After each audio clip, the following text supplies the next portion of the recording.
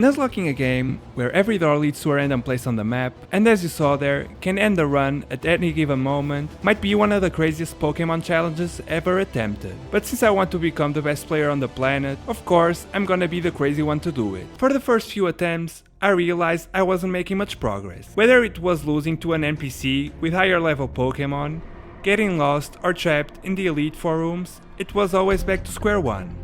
I needed a plan, and fast. This challenge was gonna take my patience way beyond its limits. So here's the plan. Step 1. Find out what lies behind every single door. That way I could avoid making mistakes in the final run. Step 2. Write everything down.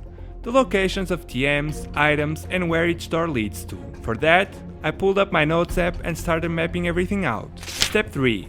Lose, and lose over and over again. It was the only way I could make any progress. But all this work and time was for nothing. The problem was that I had no way of knowing if a map was possible to complete before I started playing it. The first dozen of maps were impossible to beat by the rules. Some gyms were plain inaccessible. Stuck behind HMs, I would only unlock after a later gym, or simply stuck in a loop of doors that weren't connected to the rest of the map. I had searched for weeks. Eventually, I gave up. This was the hardest challenge I'd ever tried. My patience had reached its limit. I knew it was possible, in theory, I just didn't have the mental strength to keep going. But I wasn't gonna let my lack of patience make me give up on my goal. So, 5 months later, with more determination than ever, I booted up the game again. Back to the same process. Creating new random maps, finding out where everything is, taking stupid amounts of notes, and then finding the best route. Until one day, I was 99% sure I had found a map that seemed possible to complete. At this time, I already felt kind of burned out. I had found a way to reach every gym, but that didn't mean there was a way to reach them unharmed. I had only found a way by losing most or all of my Pokemon, and that was the case for the first gym. My level cap was 14, and to reach the gym, I had to be the mandatory trainer whose Pokemon was nearly 10 levels stronger than mine. I tried many times, only to fail. Either I would lose the battle, or my Pokemon's level would go over the level cap, thus breaking the rules. I knew this was the map. If it didn't have stronger trainers, it would be possible to complete, so I decided to make a small rule change. I would allow myself to catch a Pokemon that exceeded the level cap, but I could only have one at a time, and I wasn't allowed to lead with it in gym battle. It was very risky to attempt to catch them, since they could easily wipe my team. With everything kinda figured out, I was ready to attempt to beat this Nuzlocke. First step was to pick the best starter, and that is Chimchar. Monferno and Infernape do very well against most of the boss battles. Next, I caught some Pokemon in the early routes, just for safety. Jubilife City is like a hub. It has a passage to almost everywhere on the map. From there, I made my way to the first gym, but I had to defeat this hiker with level 22 Pokemon. This is where I had to make my first gamble of the run. I backtracked a bit and went to Solacean Ruin. There, I was able to catch an unknown. At this time, I didn't know the type of its hidden power, but later, during the battle against the hiker, I found out it was neutral against rock. Not the best, but not the worst. With the hiker defeated, I snuck through the rest of the route. I had made it to the first gym. It was time to face Roark. After intimidating the Geodude with Shinx, 2 Monferno Mach punches defeated it. Out comes the Onix. Monferno was able to tank a couple of hits, but almost died to a crit because I wasn't being patient and was spamming the A button. Down to his last Pokemon, I had to switch here. He gets another crit.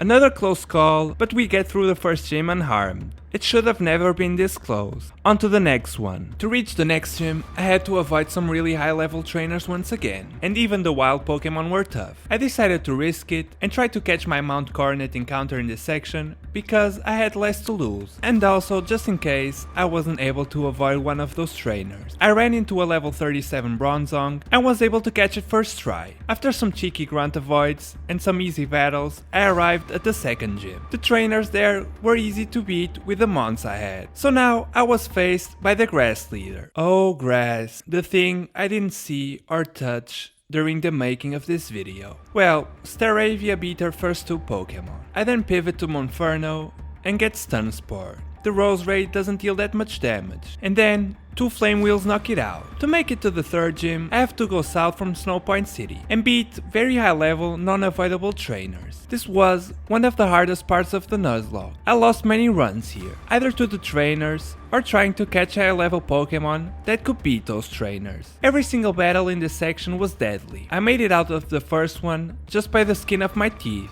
The next one was an ace trainer with strong Pokemon, with relatively good movesets. I had to risk it and try to catch another high level Mon in order to even stand a chance. I backtrack and get an Onix from Victory Road. I also teach it Earthquake via TM. Onix might have a good type advantage, but its special defense is lacking, and that's the side the Electabuzz and Magmar hit the hardest. The level difference is so big that I lose my Luxio to a resisted Thunderbolt. A one-hit KO. Good for me, the Electabuzz dies to hail damage. And 2 more Earthquakes through Burn knock out the Magmar. I told you this was one of the hardest sections of this game. I barely made it out this time. Just before I enter the gym, I also catch myself a Sneasel. It came at the right time. The gym was easy work. Thank God we don't have to do math in this one. No wonder why Diamond and Pearl are mid. After knocking Duskull down to about half HP, Staravia repeats the action from the grass gym, defeating the Haunter next with 2 wing attacks. Since the Mismagius didn't have a very good move against the Sneasel, I switched it in. A couple of icy winds to slow it down, and then Monferno finished the job. The path to the next gym is similar to the second one. The gym trainers didn't pose any challenge once again. Time to fight Maylene. Unknown tanks Meditite's hits and is able to defeat it rather quickly. Out comes the Machoke. This is where a ghost type comes in very handy. After confusing and paralyzing the Alphamon, Staravia cleans it up. Now I have to face the Lucario. Staravia was never gonna win the 1v1. Down to 32 HP, I switch into Haunter in hopes that it would use a fighting type move again. But no, it used Metal Claw and one hits Haunter. Lucario deals heavy damage with a Drain Punch, almost healing itself to full HP, but by a miracle,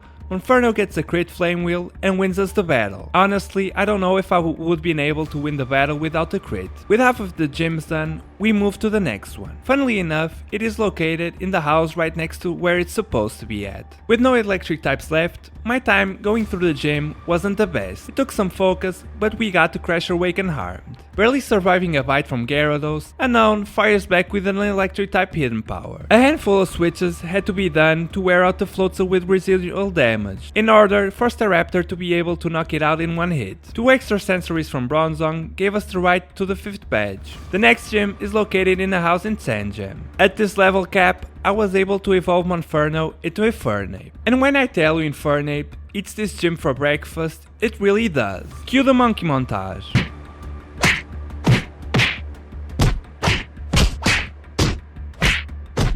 Oh, and these two also helped a little bit. Sadly, defeating Byron wasn't gonna be that easy. With its stats lowered, after beating the Magneton, I knew there was a deadly Earthquake coming from Steelix. I decided to play this slow. Bronzong dodges it via Levitate, and I chip Steelix down, targeting its special defense. It took a couple of turns, but Bronzong defeated it. To my surprise, a Gyro Ball did nothing to Bastiodon. I knew switching Infernape was super risky, so I decided to pivot through Onix. A 4 times super effective EQ didn't even deal half of its life points. This was my chance to switch to the monkey risk-free. No rock move was coming my way, and that one Infernape close combat was probably enough to defeat 2 or 3 Bastiodons. And that's a beautiful way to get the 6th gym badge. 2 more to go. With this team, the Ice Gym trainers are another walk in the park, but the ice puzzle is so annoying. I've played this game to completion about 10 times in my life, and I still don't know how to do this puzzle first time. Whoever decided to name this girl Candice, it does fit in your mouth.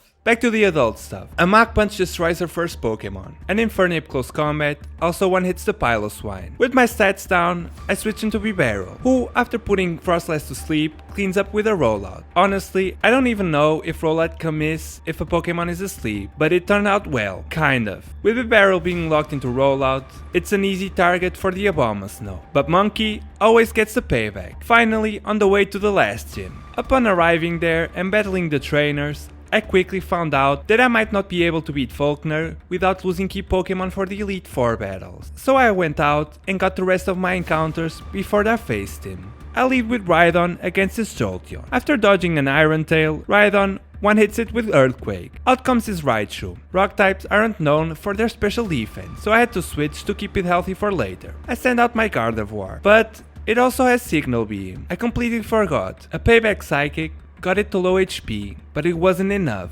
I switched once more, this time into Quagsire. After tanking another hit, I finally defeat the Raichu. With my health this low, I could predict a quick attack from the Electivire, and then Graveler comes in to handle the predictable electric move. After tanking a Fire Punch, one more EQ does the deal, down to the last mon. I survived another Elemental Fang and nearly defeated his Luxray. It might have survived on like 10 HP. Knowing the heal was coming, I stay in and hope for a higher roll on the EQ, but I didn't get it. I switched and pivot through Medicham to bait out the electric move just to get my Onix in with no damage. One more attack and we win. Now comes the hardest part of the game. And it was even harder for me since, for some reason, all the Elite Four had their rematch teams with level 65 plus instead of the early 50s to 60s. Even being able to use a PC between the battles, of course, I did not allow myself to do that. For the level caps, I used the last Elite Four's level. I cannot afford to lose this far into the run. 6 months in the making. Let's do this. Houndoom opens up the first battle with a one-hit KO Flamethrower. It wouldn't be able to deal with a close combat from Heracross, so I switch into Gyarados for the Intimidate and to tank the hit. Another Intimidate for Staraptor into the Night Slash. I used Fly there because I deleted Aerial Ace on accident. The 4x super effective move one hits the Heracross. I switch Houndoom back in to take the Ice Fang, and two Flamethrowers take out Aaron's Ace. One Flare Blitz takes down the Vespiquen, and the Flame Wheel deals with the Scizor. One done, 4 more to go. The next one is Bertha, the ground type specialist. I heal my team between fights, and get to travel to the next room.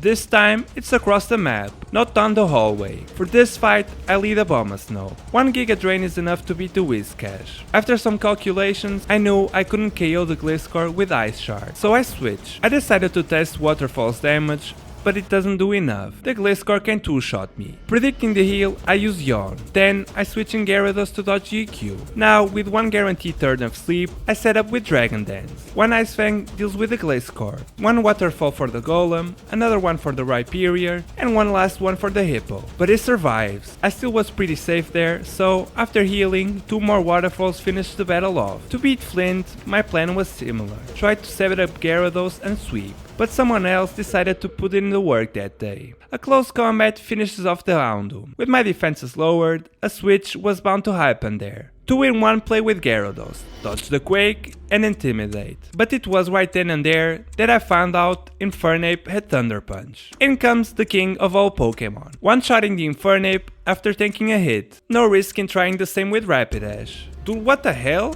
Another one-shot? I know those Pokemon aren't known for their defense, but Quagsire isn't at all known for his attack. Make that 3 in a row. No one stands a chance. No way it could take down one more. But it did. Not so cleanly, but Quagsire carried hard this fight. I brought him as a pivot, not an MVP. The last Elite Four wouldn't be that easy though. After getting a lucky flinch on the Mr. Mime, predicting the heal, I decided to set up. Now at +2, I get an easy kill. But now, I had a problem. A Flamethrower would not kill. I had to go for the lower accuracy Fire Blast to make sure it died. And I hit it. The Bronzong got the same treatment. Problem number 2 arrived. Alakazam was faster than Houndoom, and a Focus Blast meant bad news. But again, if I wanted to beat this game, and I had to take some risks. After analyzing my options for beating this fight and then Cynthia, my best option was to roll the dice on the Focus Blast miss. Although Houndoom was a monster until now, I had most of the tools I needed to beat the champion in the rest of my team. I somehow managed to dodge my first Focus Blast of the run. It came at the right time, so I won't complain. With the special attack boosted, Houndoom sweeps the rest of his team. Now we're at the final stand, the champion battle. The hardest battle in this game, and maybe one of the hardest in Pokemon history. After getting my team ready, I entered the champion's chamber. The music starts playing, unraveling all the trauma Cynthia gave me as a child. But for once, I think this was the best team I ever had to face her. I was optimistic, but also cautious. No room for mistakes. I pulled every single drop of patience in my body together and started the battle. On the first turn, I set up with Houndoom.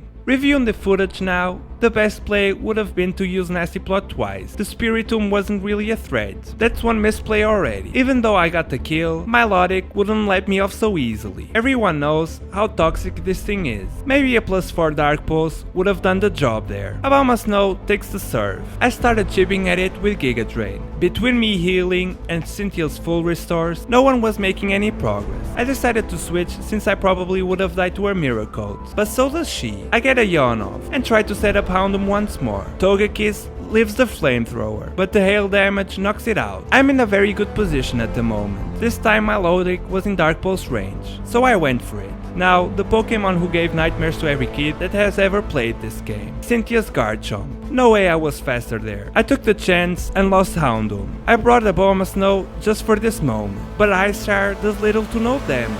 Abomasnow is defeated. The momentum quickly shifted in benefit of Cynthia at this precise moment. I get Gyarados in to lower Garchomp's attack output. Then I sacrifice Quagsire since it wouldn't do much against the remaining Pokemon. And at the worst time possible, a crit Dragon Rush takes down my Gyarados. With -3 attack, I could easily take Garchomp's hits. A Fly from Staraptor finally deals the killing blow, but she has 2 more Pokemon. With the second Pokemon remaining for me, it would be extremely risky to switch. I was hoping this Staraptor would be faster, but Lucario outspeeds and kills it. It was looking very bad for me. I was down to my last Pokemon. She had 2 more with full health. Losing here would definitely destroy me. The first Pokemon we got for this Nuzlocke had everything in his hands. Time to press the button that will reveal our fate. Flamethrower kills Lucario. Now it's a 1v1. Winner takes it all. Lucky for us, we had the type and speed advantage. And just like that, one Flare Blitz, representing 6 months of grinding, giving up and getting back up again, seals the deal. The victory was ours. My patience was tested and pushed way beyond its limit, but it made me a better player. The gap between me and the best player in the world is now smaller. And now I'm ready for the next stupid impossible challenge that you can watch next by clicking this video.